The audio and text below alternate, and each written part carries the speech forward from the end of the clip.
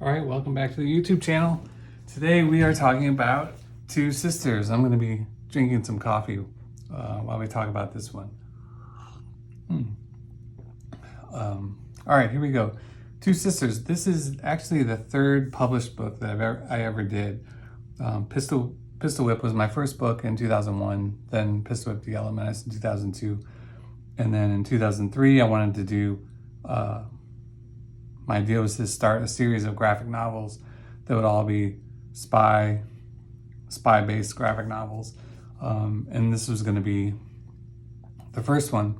That's why it says a super spy graphic novel on the side. My idea was to do a series of them. The book I did after this one was called Super Spy, and it was a series of short stories that all sort of interconnected. But this was before Super Spy, and I was just going to do string off a whole series of spy graphic novels, and this is the first of those. All right, so Two Sisters. The idea with this book, I had a lot of ideas I was experimenting with. I feel like I'd done two books, sort of got those under my belt, figured out how comics work. I think the more books you do, the less overwhelming it becomes, because it's a lot of work. And then especially at the beginning, and you realize, you see how many pages you still have to go. It can kind of be overwhelming. And this is the first book where when I started it, I was like, I can do this. It's not that hard. It is hard though. And, but I thought I'll set up some challenges for myself. And it kind of reminded me, like, I don't know if I did this before or after, but I remember Lars von Trier, and I'm going to get all the details of this wrong, but him and a few filmmakers they came up with a list of obstacles, things that they wouldn't do in film. You know, like there's just certain things they weren't going to do, and they were going to make films based on these obstacles they were putting in front of themselves as a way to sort of challenge themselves to attack the medium differently. And that's kind of what I did with this book. I think I do that a little bit with every book, but no more, not as much as I did with this one.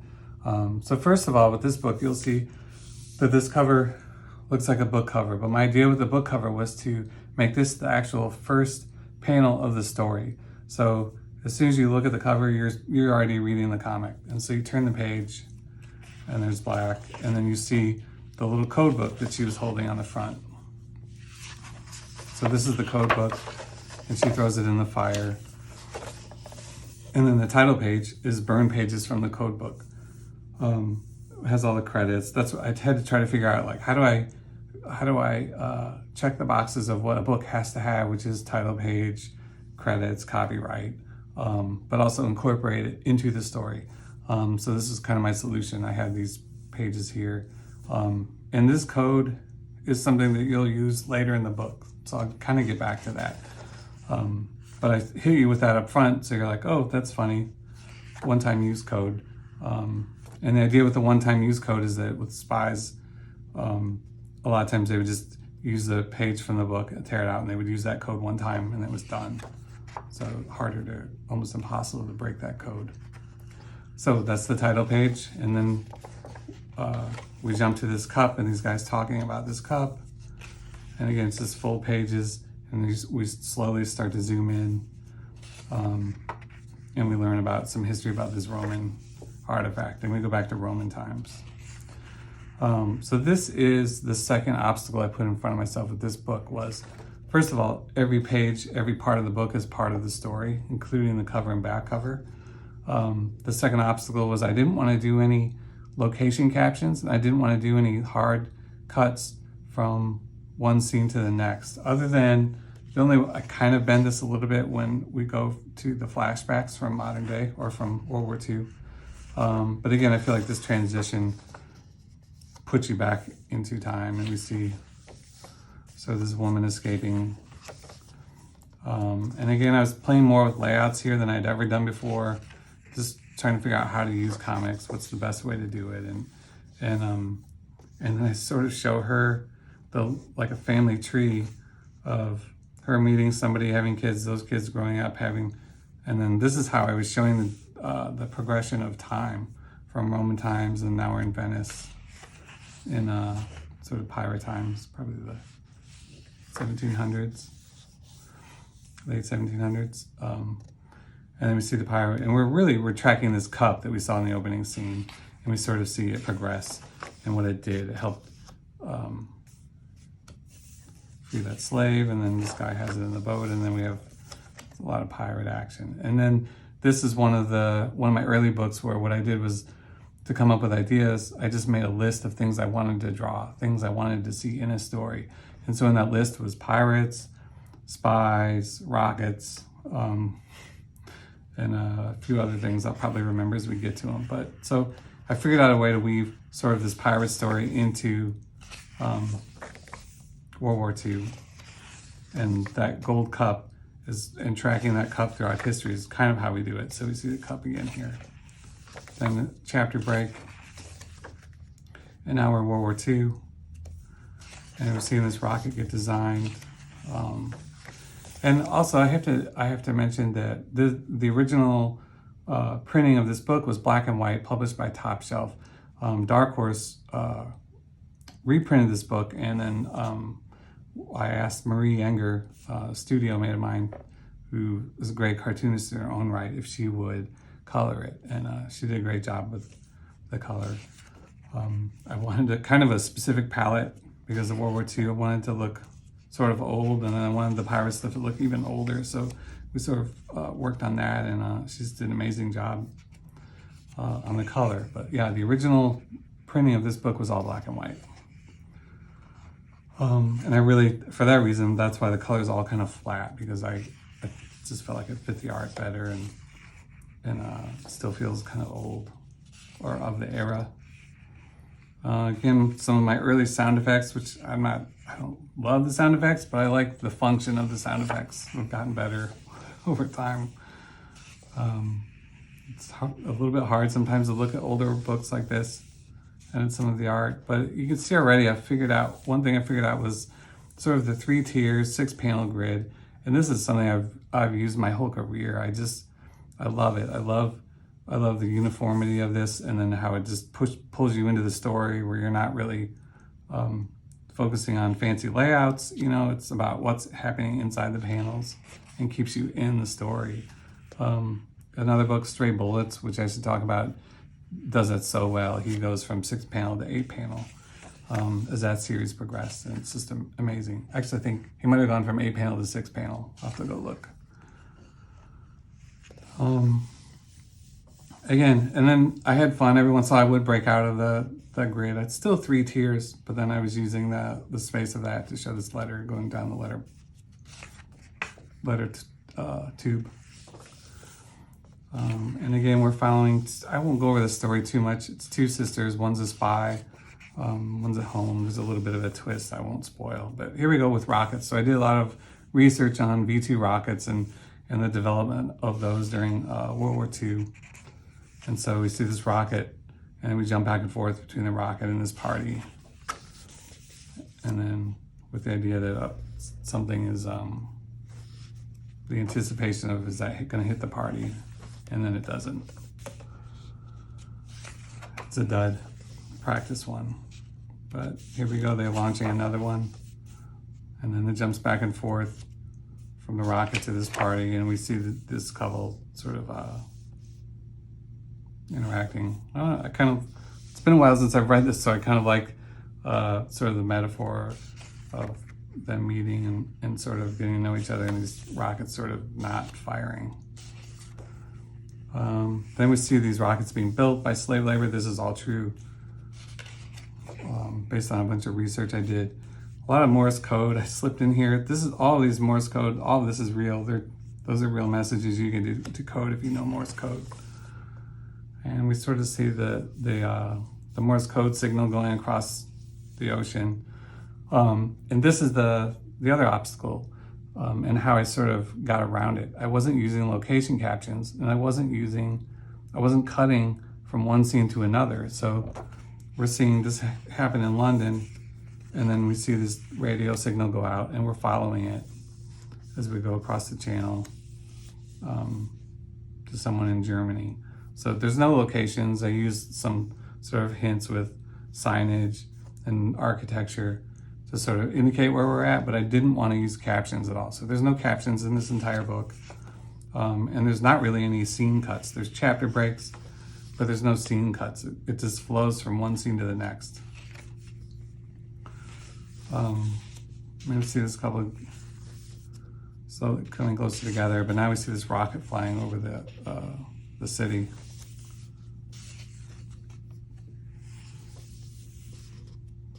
And then we see a bit of a flashback here. And we're getting the story of this guy right as he sees a rocket hit. And then we see this explosion and then chapter break. Then a little bit of a flashback. I use these sort of rough edge or these wavy edges to sort of evoke like old photos of the time, of the era. They had sort of that wavy edge to them. That was sort of my flashback technique. Again, I don't put years. There's no location captions. I just tried to use the art and the context to sort of give the clues. Some fun sound effects.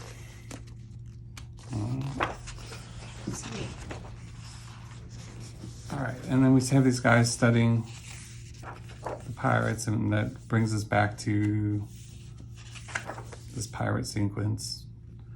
And again, not cutting from one scene to the next or from one location to the next forced me to do a lot of like transitions that were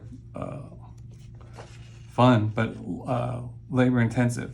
So I didn't just cut down to the hold. I had to follow this little drop of blood down through the cracks, in through this door, and this woman stuck inside this room, instead of just cutting to her. So that added like 2 pages. That's why this book is so long. It's one of my longest single story books, not counting like Mind Management or a series, but a standalone graphic novel, because not cutting from scene to scene, not even cutting from location to location, forced me to do a lot of sort of camera movements, moving through the art to get to different places and show things. And so it just took up a lot more real estate, a lot more pages. All right, and then we start cutting to the other sister. We sort of see her. I'm gonna try not to spoil some of the twists. There's some twists here. Alan Scott was the man that she was dating. This panel and this character got me writing job at DC Comics. I had an editor email me, and he had read the book, and he was like, "Are you a fan of superheroes?" I was like, "Well, yeah. I mean, I grew up with them." And then he's like, "I thought maybe because that character's name was Alan Scott, and he's a Green Lantern." And anyway, he offered me a job, and that's how I got some of my Marvel and DC work, just through that. That's not that I don't recommend breaking in that way, but although it was the easiest way I could possibly break into mainstream like superhero books. All right, some chasing, some more spy stuff here. And then Maria did such a great job of shifting from night to day with the color, lighter colors, and the color scheme, setting up location, chapter break. Again, using these wavy lines to indicate flashbacks, since I couldn't use captions to indicate time and place. She wakes up here, and then I have I love doing little zoom ins and arrows to sort of show that she's about to eat some poison.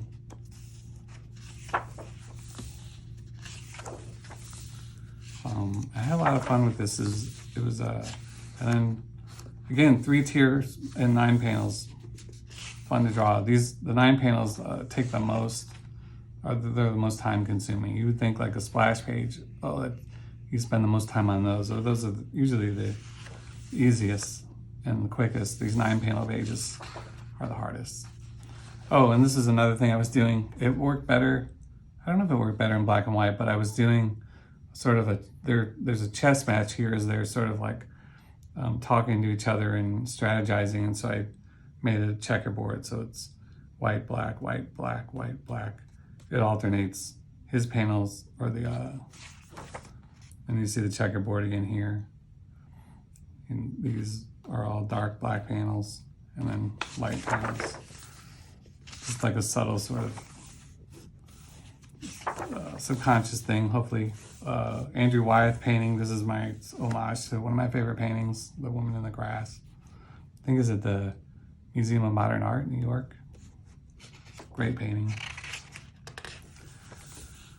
Back to Pirates, sort of based her on Anne Bonny. I was thinking about doing a book on Anne Bonny, a nonfiction book, and with all the research I did for that, I ended up sort of abandoning that book, but sort of folded a lot of that research I did into this story and this character. And we see her bearing a dress, mysterious, setting up the twist at the end. Here we go, a lot of black on this page, but her diving. And going under covers. And then, so I didn't use a caption here, but I used a road sign because I needed you to know that where she is or where she's going. So not a cheat necessarily, but that is one way to work around not using captions.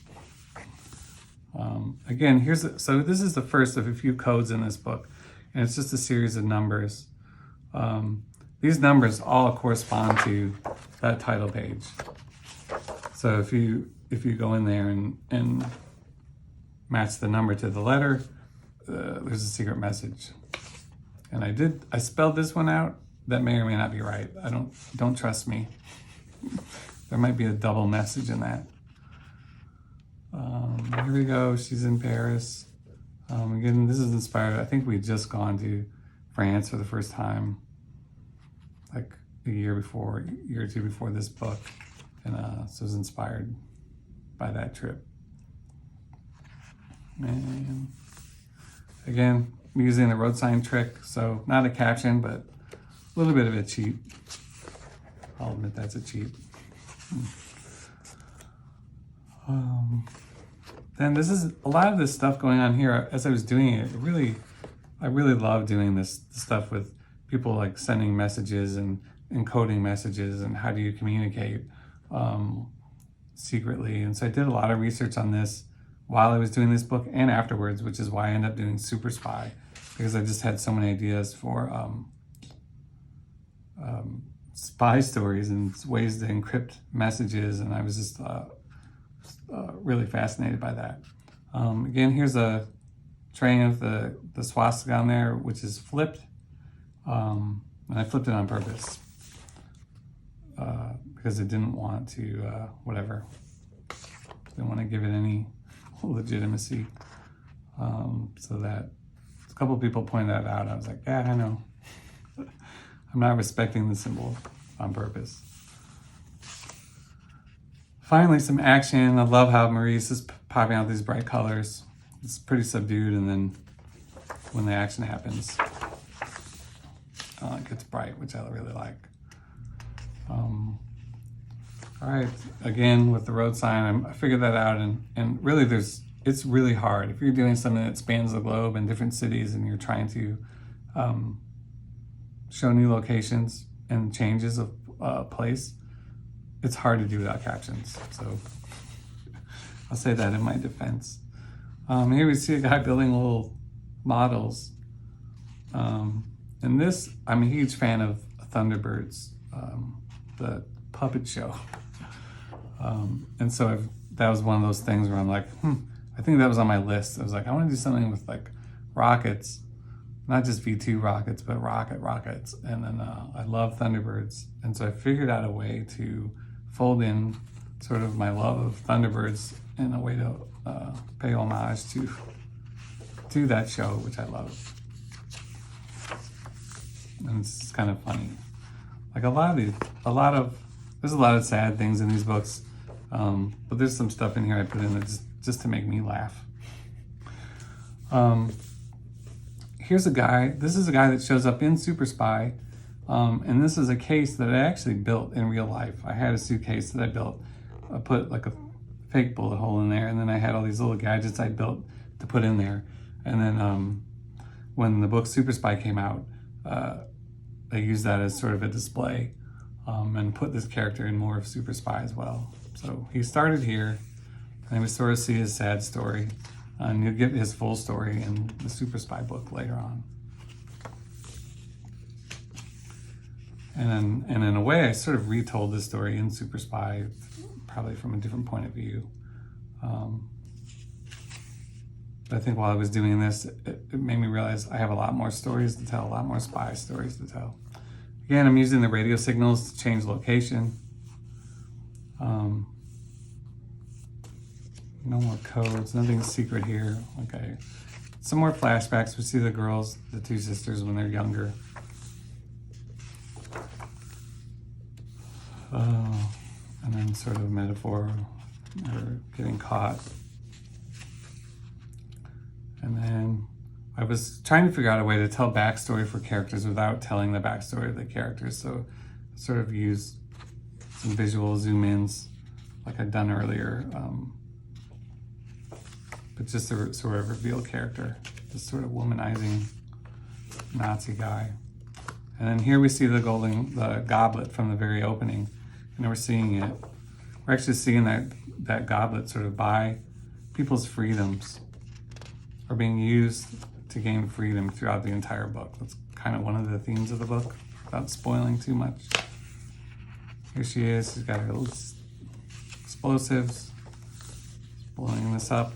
Minor spoiler, big splash page, and then we get a flashback of this guy that she's about to kill. So we get to see his whole story and his path before he gets shot. All right, more mystery stuff, setting up the ending, and then we see they're going to some island, a mystery island. Again, a little bit of an homage to Thunderbirds, Tracy Island, one of my favorites. Then we see this film, they're shooting some film. This is a straight up reference to, I can't remember which ship from Thunderbirds. But again, it's every book that I do, it's kind of a artifact of where I was, who I was at the time, and sort of a mashup of the things I was into or things that were inspiring to me at the time. And so this is sort of fun to see because it's been so many years. And it's cool. I remember this was hard to do. This is before Photoshop and the computer. I was doing all this by hand, so I had to sort of reverse these hearts. And I think I'm not sure if I printed those out and then pasted them on after I reversed them on the computer and printed it out. And then here we see the pirate story and the modern World War II story sort of converge here with this gold cup that washes up on the beach in pirate times, and she's on that same beach now. And then we see the dog bury it, and she picks it up, and these are simultaneous. This is the first time that those two timelines converge, and so we see pirates down here, World War II up here. They continue to track simultaneously until she finds that gold cup, puts it in her bag. And that's kind of the resolution of the pirate story. So all of that from the beginning was to get that gold cup. So when she finds it, you know how it got there. Here we go, we have the Mystery Island, another Andrew Wyatt reference. And we do go back to the pirate story. 8-panel grid. And we see the pirate, the woman, pirate on the same island as her in World War II, sort of having parallel adventures. She heads down here, and there we go. There's the rockets. This is the island with the Nazi rockets she was trying to find. And then I guess I'm going to spoil the story a little bit. But here we go, this total reference to The Third Man, one of my favorite movies. If you've read Mind Management, you know that Henry Lime is an homage to Harry Lime from The Third Man. And loved the movie at the time. And just a few years ago, we finally went to Vienna and got to do a tour of those sewers where they filmed the movie, the underground stuff. And it smelled interesting. It smelled like the sewer, and then it smelled like beer from a nearby brewery. and then it had a sweet smell, like from the manor sort of desserts that they sell there too. It was kind of an odd smell. Anyway, here we go. She's investigating here. She sees the guy that I won't spoil too much. And then this sound effect holds up all right. Color helps. And then I don't use a lot of big open pages like this, so when I use them, I try to use them for effect, so they have some impact. Because I think, as a general rule, I think splash pages are kind of boring. They're boring to read. They're not super fun to draw. And then we see this, it's a backdrop. They were using puppets to fake all this technology. That's sort of the twist. So minor spoiler. There's another twist I'm not spoiling, and I won't spoil that one, but it's more of a character twist. And again, this is a theme I think I was playing with, is like every character that dies in this book, we get a little backstory for all of them. And so I didn't want to just kill characters for no reason, so it was nice to sort of almost like a flash of their final moments, or their life flashing before them. We see that before they die. I think that was the idea. And we see this guy, this Scarface guy, he shows up in Super Spy a lot. And then a little reveal here. I'm gonna flip quick so I don't spoil it too much. She reaches into his pocket though, and in his pocket we see a note that she doesn't see, but we see it. So she grabs the keys, but in this note, I unfold it, and then there's a code here. And in this code, this is really one of the twists in the book. This code, you use the code from the beginning in those opening credits. You use this code to decode this. And this reveals something about that character that she doesn't know. And then you won't know unless you decode it. So there's like a secret motivation that I thought would be fun to do. So if you read it without decoding that, you get it, you think a certain thing. And if you decode that, then it completely changes how you feel about a couple of the characters. Anyway, some more fun color. Exploding volcano. And then flashback, I'm gonna skim this past this. I don't want to spoil too much. And then we go back to the goblet from the opening. That sort of bought the freedom of the slave at the beginning, and now we see it being auctioned off in modern day, and in a way sort of symbolically giving her freedom with it.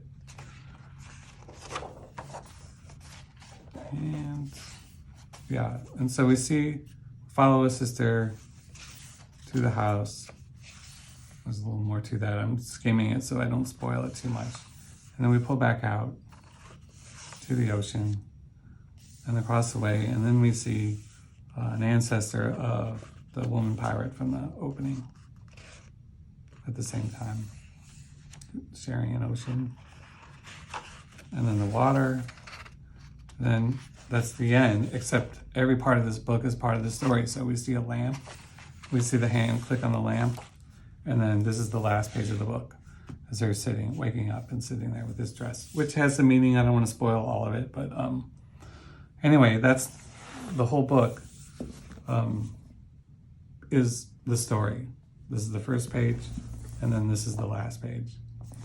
All right, that's Two Sisters. Hope you like it. This is one of my early books. Some of the art, I wish I could redraw, but it's an artifact of where I was at the time and who I was and what I could do.